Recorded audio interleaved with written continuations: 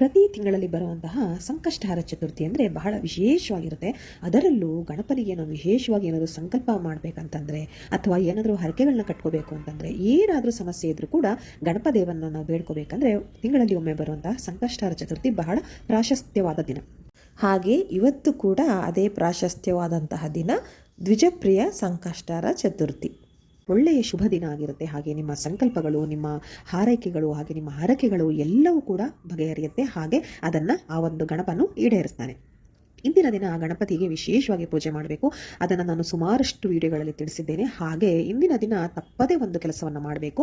ಅದೇನಂತಂದರೆ ಚಂದ್ರದೇವನಿಗೆ ಅರ್ಘ್ಯವನ್ನು ನೀಡುವಂಥದ್ದು. ನಾವು ಸಾಮಾನ್ಯವಾಗಿ ಸಂಕಷ್ಟಹರ ಚತುರ್ಥಿಯನ್ನು ಹೇಗೆ ಕೊನೆಗೊಳಿಸ್ತೀವಿ ಅಂತ ಅಂದರೆ, ಅಂದಿನ ದಿನಕ್ಕೆ ಹೇಗೆ ಕೊನೆಗೊಳಿಸ್ಬೇಕಂದ್ರೆ, ಸಂಜೆ ಅಂದರೆ ಒಂದು ಉದಯ ಆಗುವಂಥ ಸಮಯ ಏನಿರುತ್ತೆ ಅದು ಒಂದೊಂದು ಪ್ರದೇಶಗಳಲ್ಲಿ ಒಂದೊಂದು ರೀತಿಯ ಸಮಯ ಇರುತ್ತೆ. ಆ ಚಂದ್ರದೇವನ ದರ್ಶನ ಆದ ನಂತರನೇ ನಾವು ಮತ್ತೊಮ್ಮೆ ಪೂಜೆಯನ್ನು ಮಾಡಿ ಉಪವಾಸವನ್ನು ಮುರಿತೀವಿ. ಸಂಕಷ್ಟಹರ ಚತುರ್ಥಿ ಅಂತಂದರೆ ಸಾಮಾನ್ಯವಾಗಿ ಎಲ್ಲರೂ ಉಪವಾಸವನ್ನು ಮಾಡ್ತಾರೆ. ಉಪವಾಸದಲ್ಲೂ ಕೂಡ ಹಲವಾರು ಬಗೆಗಳಿದೆ. ಅದರ ಬಗ್ಗೆ ಕೂಡ ನಾನು ವಿಡಿಯೋದಲ್ಲಿ ಹಾಕಿದ್ದೇನೆ. ಯಾರಿಗಾದ್ರೂ ಆಸಕ್ತಿ ಇದ್ದರೆ ಖಂಡಿತ ಒಮ್ಮೆ ಹುಡುಕಿ ಚೆಕ್ ಮಾಡಿ. ಹಾಗೆ ನಿಮಗೆ ಸಿಗಲಿಲ್ಲ ಅಂದರೆ ಕಮೆಂಟಲ್ಲಿ ತಿಳಿಸಿ. ಖಂಡಿತವಾಗ್ಲೂ ನಾನು ಅದರ ಲಿಂಕನ್ನು ನಿಮಗೆ ಹಾಕ್ತೀನಿ. ಇವತ್ತಿನ ದಿನ ಕೆಲವರು ಹಣ್ಣನ್ನು ಮಾತ್ರ ತಿಂದ್ಕೊಂಡು ಉಪವಾಸ ಇರ್ತಾರೆ. ಕೆಲವರು ಇನ್ನೂ ನೀರನ್ನು ಕುಡಿತಾ ಇರ್ತಾರೆ, ಇಲ್ಲ ಹಾಲನ್ನು ಕುಡಿತಾ ಇರ್ತಾರೆ, ಅಥವಾ ಕಾಫಿ ಟೀ ಅಷ್ಟು ಮಾತ್ರ ಕುಡ್ಕೊಂಡು ಉಪವಾಸವನ್ನು ಮಾಡ್ತಾರೆ. ಇನ್ನು ಕೆಲವರು ಅನ್ನದ ಆಹಾರ ಅಂದರೆ ಮುಸ್ರೆ ಪದಾರ್ಥ ಅಂತ ಏನು ಹೇಳ್ತೀವಿ ಅದನ್ನು ಸೇವಿಸದೆ ಉಳಿದ ಪದಾರ್ಥಗಳು ಅಂದರೆ ರವೆಯಿಂದ ಮಾಡಿರುವಂಥದ್ದು, ಅವಲಕ್ಕಿಯಿಂದ ಮಾಡಿರುವಂಥದ್ದು, ಹಾಗೆ ಅವಲಕ್ಕಿ ಮೊಸರಾಗಿರ್ಬೋದು, ಅಥವಾ ರವೆ ರೊಟ್ಟಿ ಆಗಿರ್ಬೋದು, ಚಪಾತಿ ಆಗಿರ್ಬೋದು, ಗೋಧಿ ಹಿಟ್ಟಿನಿಂದ ಮಾಡಿದಂತಹ ದೋಸೆ ಆಗಿರ್ಬೋದು, ಉಪ್ಪಿಟ್ಟಾಗಿರ್ಬೋದು, ಹೀಗೆ ಈ ರೀತಿಯ ಫಲಹಾರಗಳನ್ನು ಸೇವಿಸಿ ಉಪವಾಸವನ್ನು ಮಾಡ್ತಾರೆ. ಹೀಗೆ ಇದು ಅವರವರ ಮನೆಯ ಪದ್ಧತಿ ಅಥವಾ ಅವರವರ ಇಚ್ಛೆಗೆ ಸಂಬಂಧಪಟ್ಟಿರುತ್ತೆ.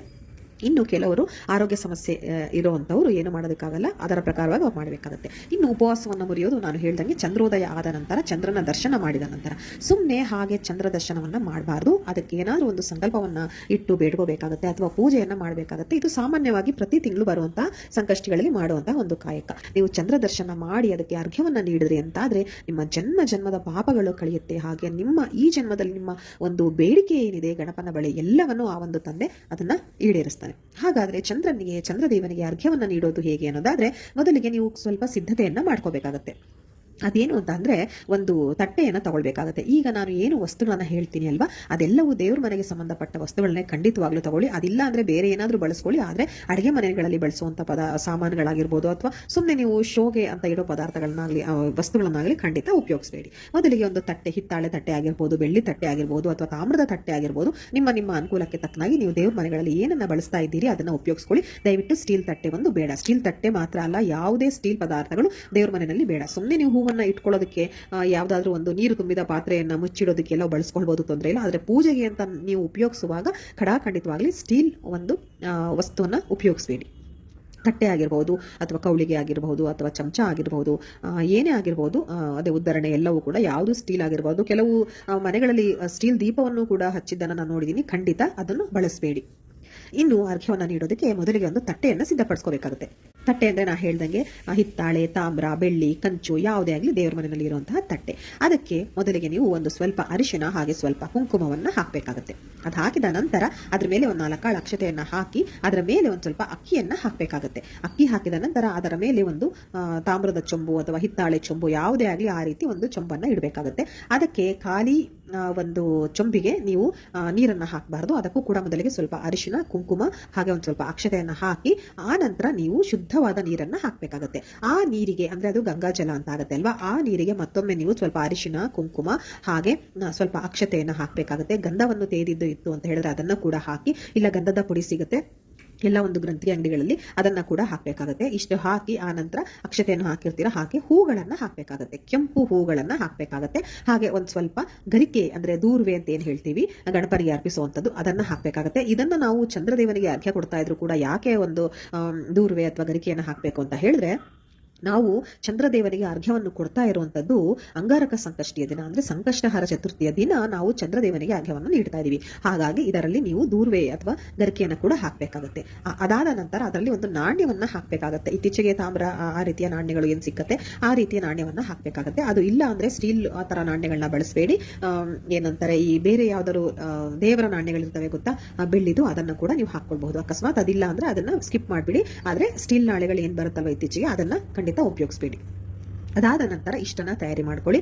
ಆಮೇಲೆ ಆ ಒಂದು ನೀರಿಗೆ ನೀವು ಪೂಜೆಯನ್ನ ಮಾಡಬೇಕಾಗುತ್ತೆ. ಊದಿನ ಕಡ್ಡಿ ಧೂಪವನ್ನ ಬಳಸಿ ಪೂಜೆಯನ್ನ ಮಾಡಬೇಕಾಗುತ್ತೆ. ಪೂಜೆಯನ್ನ ಮಾಡಿ ನೀವು ದೇವರ ಬಳಿ ಬೇಡ್ಕೋಬೇಕು. ಏನಂದ್ರೆ ಈಗ ನಾನು ಇದನ್ನು ಚಂದ್ರದೇವನಿಗೆ ಅರ್ಪಿಸ್ತಾ ಇದ್ದೀನಿ, ಚಂದ್ರದೇವನಿಗೆ ಅರ್ಘ್ಯವನ್ನು ಕೊಡೋದಕ್ಕೆ ಬಳಸ್ತಾ ಇದ್ದೀನಿ. ನಮ್ಮ ಏನೇ ಸಂಕಲ್ಪ ಇರಲಿ ಅಥವಾ ಹರಕೆ ಇರಲಿ ಅದೆಲ್ಲವನ್ನು ಈಡೇರಿಸುವಂತೆ ಮಾಡು ಅಂತ ಹೇಳಿ ಗಣಪತಿಯನ್ನ ಬೇಡ್ಕೊಂಡು, ನಿಮ್ಮ ಮನೆ ದೇವರನ್ನ ಬೇಡ್ಕೊಂಡು, ನಿಮ್ಮ ಕುಲದೇವರನ್ನ ಬೇಡ್ಕೊಳ್ತಾ ಅದನ್ನ ತೆಗೆದುಕೊಂಡು ಹೋಗಿ ಚಂದ್ರೋದಯ ಆಗೋಕ್ಕೂ ಮುಂಚೆನೆ ನೀವು ಇದೆಲ್ಲ ತಯಾರಿಯನ್ನ ಮಾಡಿ ಇಟ್ಕೊಳ್ಬೇಕಾಗತ್ತೆ. ನೆನಪಿರ್ಲಿ, ಯಾಕಂದ್ರೆ ಕೆಲವು ಸತಿ ಮಳೆ ಮೋಡದ ಕಾರಣದಿಂದಾಗಿ ಅಥವಾ ಮಳೆಯ ಕಾರಣದಿಂದಾಗಿ ನಿಮ್ಗೆ ಚಂದ್ರೋದಯ ನೀಟಾಗಿ ಕಾಣೋದಿಲ್ಲ.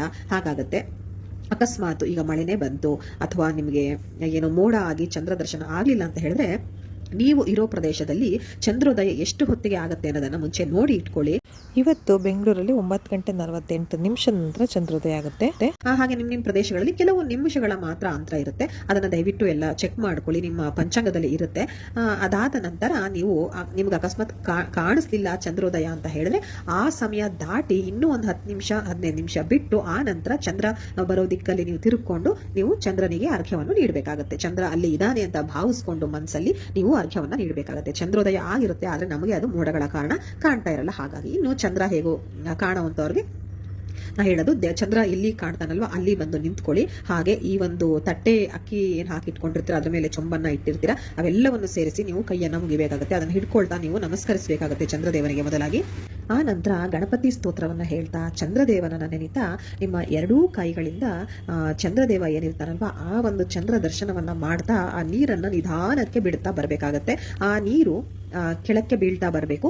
ಕೆಳಗಡೆ ಏನಾದರೂ ಸ್ವಚ್ಛವಾದ ಸ್ಥಳ ಇಲ್ಲ ಅಂತ ಹೇಳಿದ್ರೆ ಒಂದು ಏನಂತಾರೆ ಗಿಡಗಳೆಲ್ಲ ಇರುತ್ತಲ್ವಾ ಆ ಒಂದು ಹತ್ರ ಹೋಗಿ ನಿಂತ್ಕೊಳ್ಳಿ. ಇಲ್ಲಾಂದ್ರೆ ನಿಮ್ಮ ಮನೆಗಳಲ್ಲಿ ಪಾಟಲ್ಲಿ ಗಿಡಗಳನ್ನ ಹಾಕಿರ್ತಿರಲ್ವಾ ಅದನ್ನ ಇಟ್ಕೊಳ್ಳಿ. ಅದು ಒಟ್ಟಿನಲ್ಲಿ ಮಣ್ಣನ್ನ ಮುಟ್ಟಬೇಕು, ಆ ಒಂದು ನೀರು ಅಥವಾ ನೆಲವನ್ನ ಮುಟ್ಟಬೇಕು.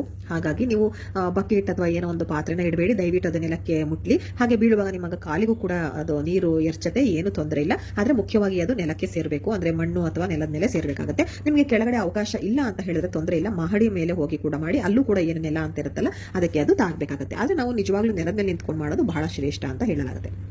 ಹೀಗೆ ಚಂದ್ರದೇವನನ್ನ ನೆನೆಯುತ್ತಾ ಗಣಪನನ್ನು ನೆನೆಯುತ್ತಾ ನಿಮ್ಮ ಸಂಕಲ್ಪ ಏನಿರುತ್ತಲ್ವಾ, ನಮಗೊಂದು ಒಳ್ಳೆಯ ಉದ್ಯೋಗ ಸಿಗಬೇಕಾಗಿರುತ್ತೆ, ಅಥವಾ ನನ್ನ ಮಕ್ಕಳಿಗೆ ಒಂದು ಒಳ್ಳೆಯ ಆರೋಗ್ಯ ಸುಧಾರಿಸಬೇಕಾಗಿರುತ್ತೆ, ಮಕ್ಕಳಿಗೆ ಒಂದು ಒಳ್ಳೆ ವಿದ್ಯೆ ಬೇಕಾಗಿರುತ್ತೆ, ಅಥವಾ ಮನೆಯಲ್ಲಿ ಆರ್ಥಿಕ ಸಮಸ್ಯೆ ಬಹಳಷ್ಟು ಇರುತ್ತೆ. ಹೀಗೆ ಯಾವ ಸಮಸ್ಯೆ ನಿಮಗೆ ಕಾಡ್ತಾ ಇದೆ ಅದನ್ನ ನೀವು ಗಣಪನ ಮುಂದಿಟ್ಟು ನೀವು ಮನಸಾರೆ ನೀವು ಚಂದ್ರದೇವನಿಗೆ ಅರ್ಘ್ಯವನ್ನ ನೀಡ್ತಾ ಹೋಗಿ, ಚಂದ್ರದೇವನ ನೆನೆತಾ ಹೋಗಿ, ಖಂಡಿತ ಈಡೇರುತ್ತೆ. ಇಷ್ಟೆಲ್ಲ ಆದ ನಂತರ ನೀವು ಚಂದ್ರದೇವನ ದಿಕ್ಕನ್ನ ತಿರುಗಿಕೊಂಡು ಆ ಚಂದ್ರದೇವನಿಗೆ ಅರಿಶಿನ ಕುಂಕುಮ ಅಕ್ಷತೆಯನ್ನು ಹಾಗೆ ಬೆರಳಲ್ಲಿ ಹಾಕಿ ನಮಸ್ಕಾರ ಪ್ರದಕ್ಷಿಣಾ ನಮಸ್ಕಾರವನ್ನು ಮಾಡ್ತು ಅಂತ ಹೇಳಿದ್ರೆ ಚಂದ್ರದೇವನಿಗೆ ಅರ್ಘ್ಯವನ್ನು ಕೊಟ್ಟು ಮುಗಿದಾಗಿರುತ್ತೆ. ಹೀಗೆ ಈ ರೀತಿಯಲ್ಲಿ ನಾವು ಚಂದ್ರದೇವರಿಗೆ ಅರ್ಘ್ಯವನ್ನು ಕೊಡಬೇಕಾಗುತ್ತೆ.